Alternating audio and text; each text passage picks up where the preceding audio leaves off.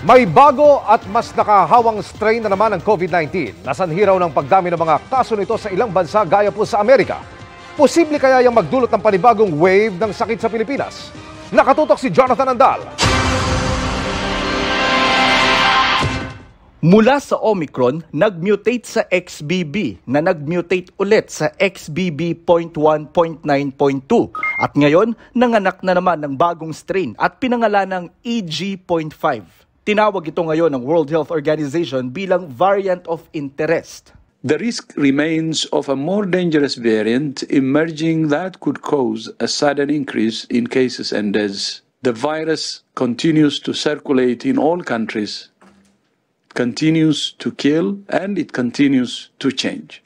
Sabi ng mga eksperto, lubang nakakahawa ang bagong variant ng coronavirus na siyang dahilan ngayon ng pagtaas ng kaso ng COVID sa Amerika. Na-detect na rin ito sa China, South Korea, Japan, Canada, pati rito sa Pilipinas kung saan 12 kaso na ang naitatala ng DOH. Hindi naman nakikita ng isang infectious disease expert na magdudulot ito ng bagong wave ng COVID cases at hindi rin daw nagdudulot ng mas malubhang sakit.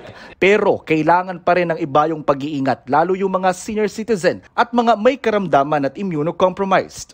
I highly advise na wag na kayong magtanggal muna ng face mask nyo, especially if you are in public. Payo pa ni Dr. Solante kung pwede na magpabakuna na ng bivalent vaccine na mas mataas aniya ang proteksyon dahil tinatarget nito ang original na Wuhan strain noong 2020 at ang Omicron strains. Sa ngayon ayon sa DOH, pwede nang gamitin ang bivalent vaccine bilang first, second o third booster para sa health workers, senior citizens, may comorbidity o immunocompromised. Para sa GMA Integrated News, Jonathan Andal, nakatutok 24 oras.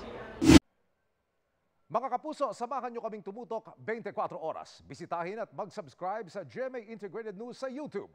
Sa mga kapuso abroad, bisitahin ang GMA Pinoy TV at www.gmanews.tv.